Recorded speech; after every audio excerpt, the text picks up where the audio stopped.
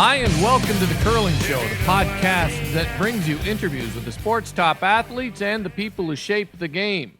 I'm Dean Gemmell, and in this edition, we turn from the season of champions to the Capital One Grand Slam events and a conversation with the series' new executive director. The new executive director of the Capital One Grand Slam of Curling, Wendy Kane. Welcome to The Curling Show. Thank you for having me. Hey, first, Wendy, congratulations on your new position, a job you've arrived at, I guess, after spending the past year as the Director of Operations for the Grand Slam Series. Will there be someone moved into your former position, or is this sort of a consolidation of responsibility?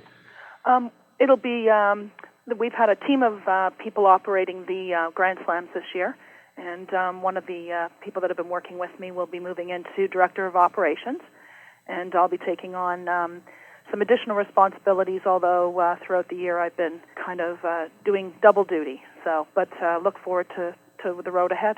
Well, your appointment seems to have been met with positive reaction from the curlers. You have a lot of experience in other sports. Like Kevin Albrecht, the president and CEO of Insight, you spent a number of years at sports management firm IMG. Do you actually think there are models in other sports that curling can follow, or do you think curling, with its sort of amateur, sort of professional status, is entirely new territory? Well, it's a bit of both. It's a very unique territory in that, it has tremendous appeal from the player standpoint, their household names. In Canada, the curling fans definitely know these players. So from that standpoint, it stands right in line with a lot of other sports where the athletes are known. And I think that it's curling has been is evolved over the last number of years, and certainly has a rich history in Canada.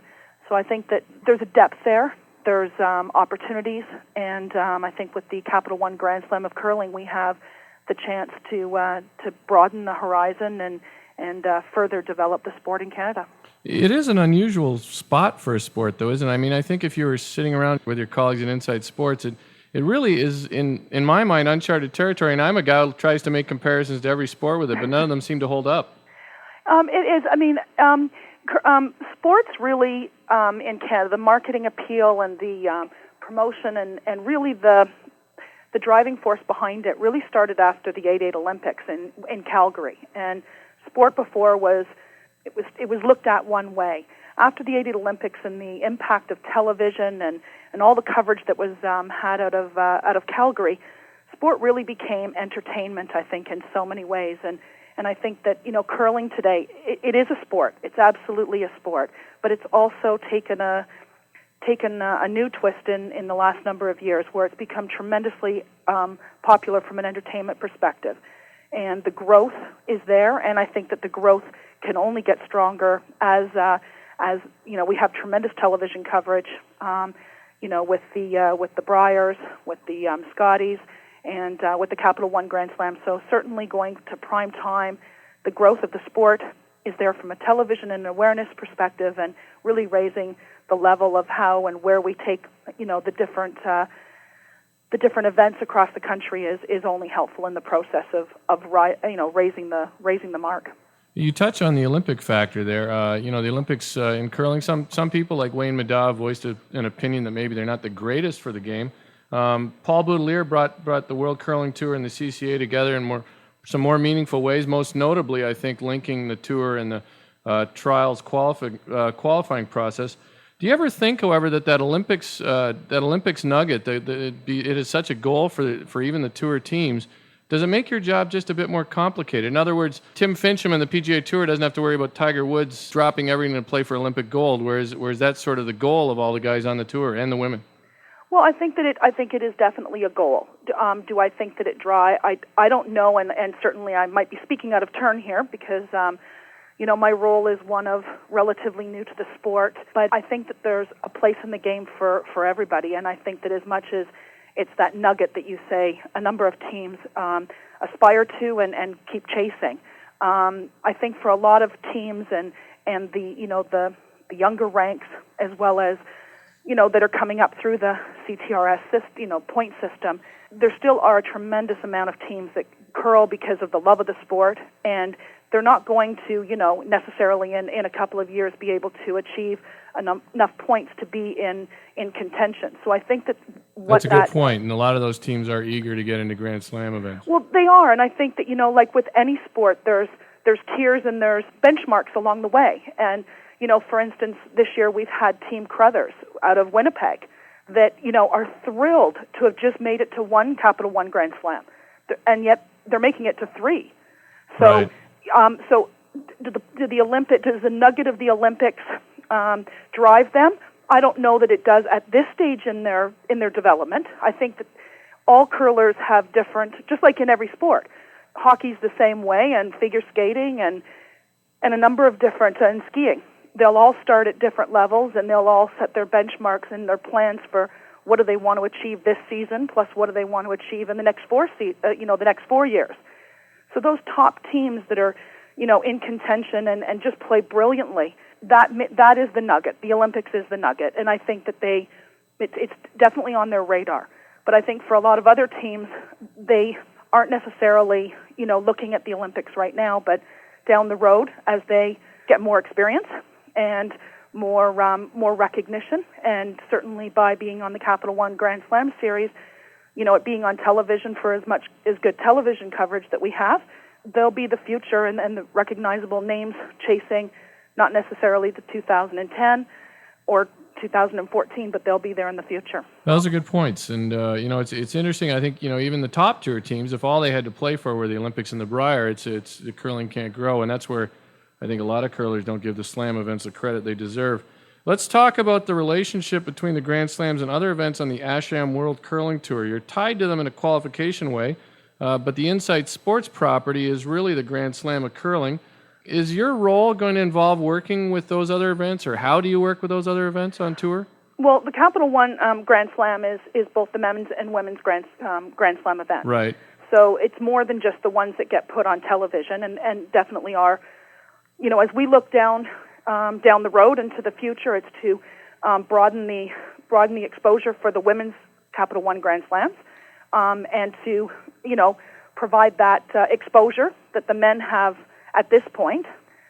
We have the women in the Tylenol Players Championship in St. John's in another month. Right. And so the Capital One Grand Slam is tied in the World Curling Tour. They are part of that tour. And down the road, I don't really know at the moment how far and to what degree the slams will evolve. Right. But the intention right now is to grow them, have more than just 4 of the men's events each year and 5 of the women's, and it's also the intention to get the exposure for all of the slams. Talking about the tour connection, Scott Russell on a broadcast, I think last year, introduced the Grand Slam as part of a league, which I thought was sort of interesting, seeming to try to connect the broadcast to something bigger. Do you think it would be helpful for the more casual sports fan, the person who just maybe watches curling, doesn't play it, that I think the sport needs? Do you think it would be helpful in the broadcast to maybe make people better understand the link between the tour events and then how those help women and men qualify for the Grand Slam events? Yes, and I think that as we go through the season, and certainly we work very, very closely with our partners, being CBC Sports, is to be more involved in helping provide them with the information and and kind of communicating that to the public. And I completely agree. It's kind of like hockey and a lot of other sports where there's many different leagues and tournaments and various other things when you get into the ranks, and sometimes it's hard to piece them all together. So educating the public and having them understand how the qualifying happens and what constitutes a World Curling Tour event and what makes a Grand Slam event what it is, that's all very important. And educating as you say, the general public and the kind of the casual viewer. Yeah, I think we undersell. I think the fact that casual sports fans can be drawn into the game, but I think they need to know the ramifications of what they're watching, and I'm sure that'll evolve. But here's another thing I've thought about: is there any concern about or any thought given to creating more distinct identities for each Grand Slam event? In other words, right now they sort of mold together into the Grand Slam series, but each one could have its own flavor, much like we see in other tour events. I mean, I love Mark Shurick's Grand Slam Ice, but has there been any consideration about creating, say, slightly different conditions at each event, with whether that's different ice technicians or different rocks, or maybe one has a more intimate venue like we saw at the Casino Rama Skins game, not that particular venue because you need 4 sheets, or 5 sheets. But short question I've made long, but has there been much thought given to that? Well, I think that what we want to have some consistency and continuity between them, because the level of play that the players expect and the level of ice and the level of conditions that, these are going towards points, that ultimately go towards the qualifying for the Olympics. So they really, truly do want to be competing on solid and the best ice they can. So at the present time, there hasn't been, any discussion about changing the format of what we have. But you never know down the road. I mean, the sport is continually evolving, and the one thing that's truly interesting about the curling world is that they do try new things. They're not adverse to doing new things. I mean, the same, kind of along the lines of 8 ends versus 10. They've been out and they've taken risks and trying to develop and create the sport into something more to today's viewer and today's curler. So at the present time, there isn't any discussion in kind of going to that format, but you never know. Yeah, I mean, one of the things is we see this week, Hans's ice at the Brier is slightly different than Mark's ice, and yes, the ice at the Canada Cup was different again. We've seen the top teams all still win on that ice. I think there's, none of it was bad ice. Maybe the Canada Cup ice was the least interesting ice, but none of it I think would be considered bad. Hey, the budget deficits of the CCA have demonstrated that they need to make money on their Season of Champions events, but for a company like Inside Sports, a corporate entity, a return on investment has to be the number one priority. Have they seen any profit yet from the Grand Slam series? The Grand Slam has come a long way since its inception, and the Capital One, support and their commitment to the sport now and to the future, as well as Tylenol and as well as AMJ Campbell and BDO Dunwoody. Everybody is, definitely a long-term player. Nobody's kind of in for today and out tomorrow. Every bit helps, and certainly we are in a much better financial position. But every sport, and certainly, the different organizations that run curling, they're always going to be in a position to make sure that bottom line is attended to, and it certainly is not off our radar. Touching on a few things that you've brought up already, 8N versus 10N games, do you think we'll see the Grand Slam stick with that next year? I do. You do? I think the 8N certainly are, make the game start very quickly. Right. And from a viewing audience, I know we've had tremendous positive response for the 8Ns and from the curlers. What about venues for next year? Will we see more cities, different cities, a return to Winnipeg perhaps? Yeah, we're working right now on the schedule. And we hope to have it out in late April, early May. We're looking at Vancouver, Winnipeg, Saskatoon, and one other city, probably somewhere in Ontario, and we haven't yet finalized that. So, it's an interesting lineup there. Well, we spent last year kind of in the east between Quebec City, Port Hawkesbury, and St. John's, Newfoundland, and we were in Saskatoon. So this year, kind of with the makeup and where all the other curling events are going, seemed to make sense. Definitely want to go back to Winnipeg. There's just no audience like that and no curling fan from a standpoint that they have been tremendously supportive of the Grand Slams in the past. So, and that was a commitment when, last year we were there. We left for the year because of the Brier. Certainly not going to compete with, our partners in this. So, our intention is fully to go back to Winnipeg. The Toronto 2009 event, I haven't heard much on that front. Of course, my worry is that no news might be bad news. Is there any updates you can provide on that? Well, yeah, Toronto, it's in October of 2009. Toronto will host one of the Grand Slam events. At the moment, it might be within the cycle, it might be without. We may treat it as its own entity, but it will... Right now, we've been doing a promotion with the Toronto Curling Association in the diehard curlers in the city and all the clubs in the surrounding area, and there will be an announcement in April, hopefully just before a public announcement just before the the Tylenol Players Championship in St. John's. You're Toronto-based. Is it daunting to think about selling curling in Toronto? I mean, they have an active curling community, but it's a huge city, and it's always been a tough sell. It is. I mean, you're absolutely right. Going into a big market, big city, it is. But the one thing that we are very fortunate about here is that we have the support of the curling clubs in and around Toronto, and there are a lot of them. So they have been doing advanced ticket promotions and certainly have jumped on and dug in with 2 feet, and it's been tremendous there. We also have our corporate partners who are here in Toronto with CBC and Insight Sports, and so it is a tough market. But if you have that dedicated core base, then but I know also that just from the general public standpoint, quite intrigued to see curling in the Air Canada Centre. Right. It has never happened. Been many, many, many years since curling's been in Toronto proper. And I think out of intrigue and out of the quality and level of player that will be, or the teams that will be there, I think we will get a lot of the, as you say, casual curling fan that we can try and educate and get involved. Yeah, I mean, you need to remind the people in Toronto that the Brier beat the Leafs in ratings this week, actually. Did it? I have not seen it. According to Bob Weeks, I think, on his blog, wow. Bob Weeks on curling.blogspot.com, yeah. Well, I think, it'll be tremendous for the sport in having, it in one of the major markets, and certainly one that has not been in for a long time. Hey, finally, we did touch a little bit about the women's Grand Slams, and I'm afraid I gave them short shrift here, and I didn't mean to. But will we see any more events combined with the men's beyond the Players' Championship? I mean, I think that is where we're headed, and I think that is something that, is certainly on the table and making it, giving it a lot of serious thought.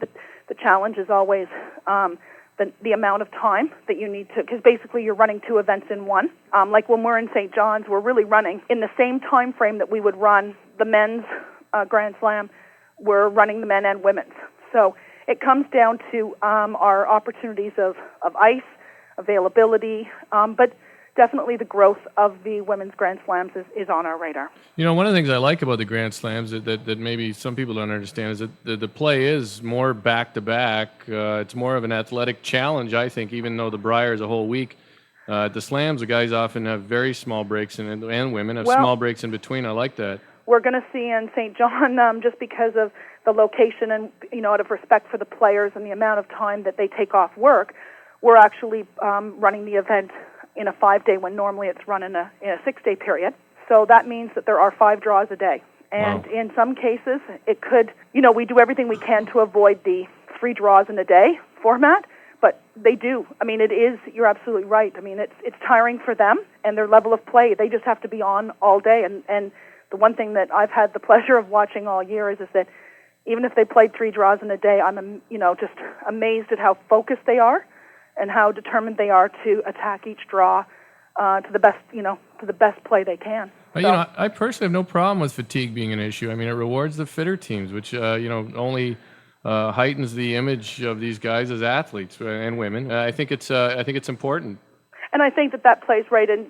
When we have the top, or the 18 teams, competing in the men's side of it, and I can only speak to that at the moment because those are the 3 we've done this year. But that's why, when I say I love watching it, because I haven't seen the fatigue on any of them, and some of them have had to play 3 draws a day and only, maybe 45 minutes in between each draw. So I would expect that there would be some fatigue in there, but I guess that just is a true testament to their fitness. Is that this is how committed they are. Yeah, I mean, if you did that in a mixed points field, you'd have all kinds of complaining going on. But anyways. Hey, Wendy, we finished with the run back. I give you a topic, and you give me your thoughts on it in 1 to 3 words. Team Cooey's retro apparel at the last Grand Slam. Tremendously effective. Hopefully we see that in St. John's. We'd love to see it. Your favorite sport other than curling? Toss-up, hockey or figure skating. Russ Howard, analyst. I love his commentary. A Grand Slam in the United States. Distance. Minnesota. You're talking to a guy in the tri-state area. If you guys come to the United States, you got to come to New York City area. Oh, we'd love to do that. Yeah. Love to do that. But and there's so many great U.S. U.S. states and towns to come to, because it's grown in popularity in the States, and a lot of great names that are coming out of the sport down there. The Strauss Herb Company television commercials. I find them catchy. Oh, you are truly corporate. You're holding out in case they come back as a sponsor. I won't be so kind, but I'll stick with curious at best. Okay. And finally, the 2-year lease on a Ford Fusion that went to the winner of the Ford Hot Shots of this week's Tim Hortons Brier. Oh, don't know. Bit short, 2 years. I mean, couldn't afford it chipped in for a 36-month lease. Jeez, 2 years. It's like we're trying to make the sport seem a little more major league, and they give the guy a 2-year lease. Anyways, hey, Wendy, thanks for your time. I think the Capital One Grand Slam is in good footing. I really hope, nobody's a bigger proponent of the tour. Even when I question some of the things that go on, I'm a big supporter of it, and I hope to see it evolve and grow. Well, thank you so much. That's Wendy Kane on The Curling Show. Thanks for listening. Enjoy some pudding.